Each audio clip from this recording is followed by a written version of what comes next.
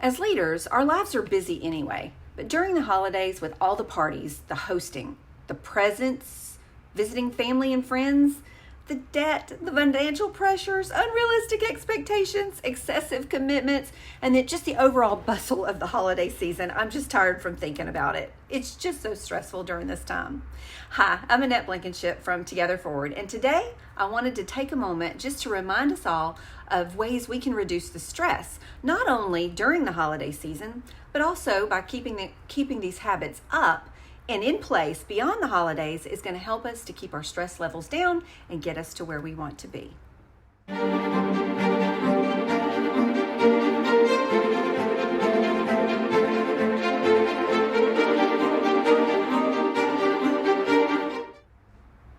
I want to start by asking you what causes the stress of the holidays for you. It's different for everybody.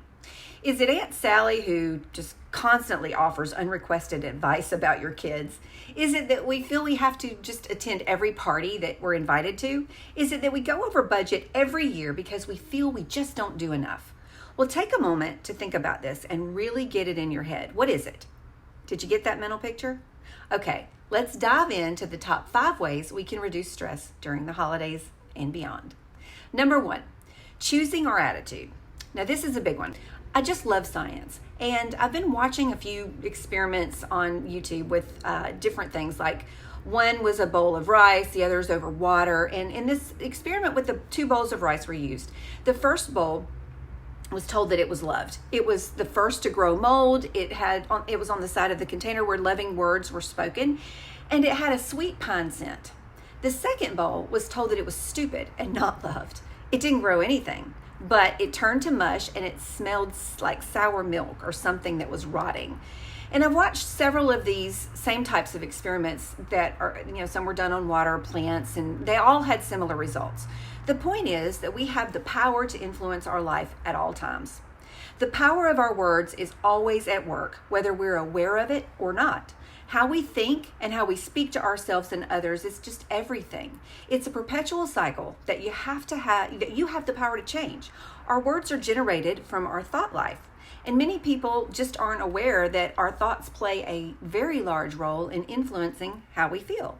This is an important concept to realize because we may not always be able to influence what happens to us, but we can influence how we are interpreting it and how we deal with it and how we react to it. We can choose how we think about things.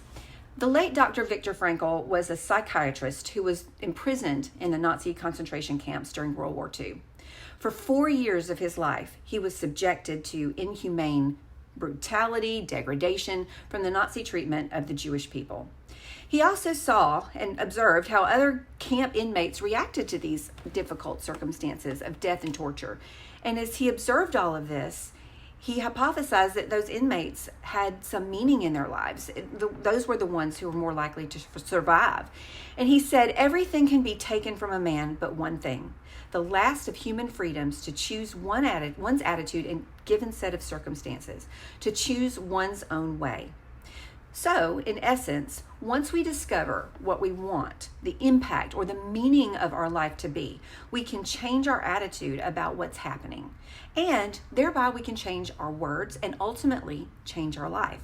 It doesn't matter who you are. Our thoughts are going to lead to our words, and our words are going to influence our actions. And our actions are going to lead to habits. Those habits determine our destiny.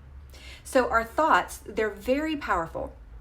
And their effect on our feelings and that level of stress that we encounter, it's huge. Sometimes we think that external events is what causes the stress, but really stress resides within each of us in our own views, perceptions, beliefs, expectations. And a lot of times we walk around on autopilot and we do the same things day after day, year after year, until we just do them out of habit.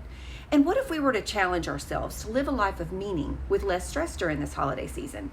What if we were to look at Aunt Sally with a different perspective and attitude and realize maybe she just wants to help? She's just going about it the wrong way. So maybe she needs this video. But anyway, number 2, set limits for yourself. This is another big one. Do you feel resentful of people just asking too much of you during the holidays, and sometimes even in regular life? Do you find yourself always saying yes to things that you just rather not do, just to avoid upsetting other people or disappointing them? Do you find yourself feeling resentful because you're just doing more for others than it feels like that they're doing for you? Or maybe you feel like they just don't appreciate what you do. Well, ask yourself, if no one would be disappointed, would you prefer to say yes or no to whatever the next action is? Ask yourself if what you're doing has any meaning for you. Is this something that you want to do every year? If it's not, then it's time to challenge yourself. When the stress comes from disappointing others is greater than the stress of doing things that inconvenience or drain you in an effort to please them, that's not healthy. And it doesn't add value to your life. So realize that it's okay to say no to requests that don't align with who you are and what you want in your life. You are one person, and you need not only to take care of yourself and your family, but you need to take care of yourself too. For example, make sure that you put that time in for exercise on your calendar during this holiday season, just like you would an appointment with a client. When you say yes to one thing, you say no to something else. You have to live with you for a very long time, so we need to make sure that we're taking care of ourselves and keeping up with the things that increase our energy levels. And so I always remind myself that when you're on an airplane, they always say that in the event of an emergency, these oxygen masks are going to drop, and they say put it on yourself first before you try to help anybody else, even before your children, right? And so why do you think that is? Because you need oxygen to live, and you can't help anyone if you're dead. In the same way, we have to realize our limits and make sure that we enforce them with ourselves. Do the things that are meaningful and bring energy and life to you, anything that's significant, and just let the rest go. Set a goal for what this looks like for you during this holiday season, and then aim to achieve it. Another example of setting limits is creating a budget for your Christmas gifts and then sticking to it. I know it's hard, and sometimes it feels like you're not doing enough for your friends or your family or your children. When the emotions of the season are over, though, you're stuck with these bills. And I've learned to think about the future and to take myself into January when that credit card bill comes in and just see how I feel then. I've been through this enough times to know that if I just had been a little bit more disciplined with my spending on friends and family, I wouldn't be feeling this pain. This is especially true with my kids. After some time, that extra gift that I just had to buy them, well, they had already moved on to the next thing that they wanted. And so we're right back where we were. And I'm stressing about the bill that's coming in January. You just can't buy happiness. So after going through this for several years, I just decided that it was more important to live stress-free and to realistically set a budget, stick to it.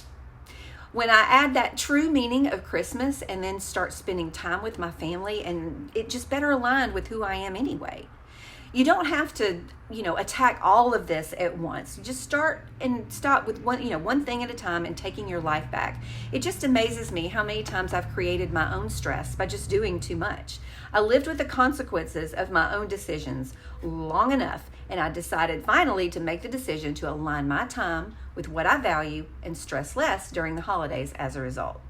Number 3, accept that nothing is going to be perfect. Acceptance is helpful to relieve that stress because it puts you in the driver's seat of your emotions.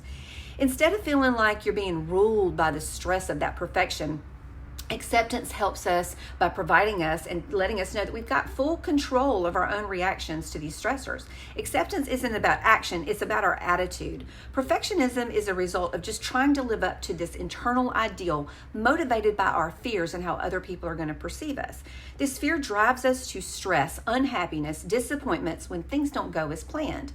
You want to go all out as a perfectionist and make sure that, everything is just right, and you're losing sleep, and people don't really care all that much about what you think is perfect, has to be perfect anyway. This joyous time of the year turns into an incredible stress, and you don't even get to enjoy it. It's okay to be busy with holiday activities as long as you're enjoying yourself. From craft making to cooking, keep your perspective and keep it with sharing and celebrating versus the elusive standard of perfection. People aren't going to remember all the things that you may be stressing over for that perfection, but they will remember how you made them feel and the memories that you're making. Okay, number 4, plan ahead. Don't procrastinate, and remember to delegate. Plan your budgets at the beginning of the year. Leave yourself some margin to enjoy time on Christmas Day. Delegate. In staying focused on what really matters, remember to delegate those tasks. We've talked already a lot about narrowing your focus on what's important to you. Now, the tasks that are left, you want to prioritize them, and then you want to share that load. Involve your family. Help them to understand what's going on. Perhaps your partner can help you with cooking duties, or hire a maid to clean your house during the holidays. Put it in your budget. Maybe you ordered a turkey and you can just send somebody to pick it up. You don't have to necessarily do those things. Insisting on doing it all gets back to that perfection that we talked about in number 3. To reduce stress, you have to delegate to others. Okay, number 5, we talked about this last week. Appreciate and be grateful. We talked about this for the last couple weeks, that serotonin and dopamine levels, we got to get those going. To help you with this, volunteer. Take the time to volunteer at your church, a homeless shelter, or some other community center with your family and friends. This not only builds a spiritual enrichment, which can help that make it worthwhile around Christmas and the holidays. It can't be measured in dollars and cents. Doing for others just helps you to appreciate what you have and who you have in your life. Okay, well, I hope this helps you to have a little bit less stress this holiday season. It's a good reminder for me, and to remember to focus on what really matters versus running around stressed out and just not being able to enjoy the holiday season. The reason for the season. These tips aren't just for the holidays, but they really work all year round. So please let me know in the comments below what your tips are for reducing the stress during the holidays in your life and beyond. Thank you for watching. I'll see you in the next video. If you enjoyed this video, go ahead and click that like button. Every like helps us to reach new people. And if you want to see new videos on leadership, strategy, and project management to help you with your business or career every week, go ahead and hit that subscribe button and notification bell. Also, please let us know what your top leadership, strategy, and project management challenges are so that we can make some new videos in the future with your feedback. Thank you for watching. I'm Annette Blankenship, and I'll see you in the next video.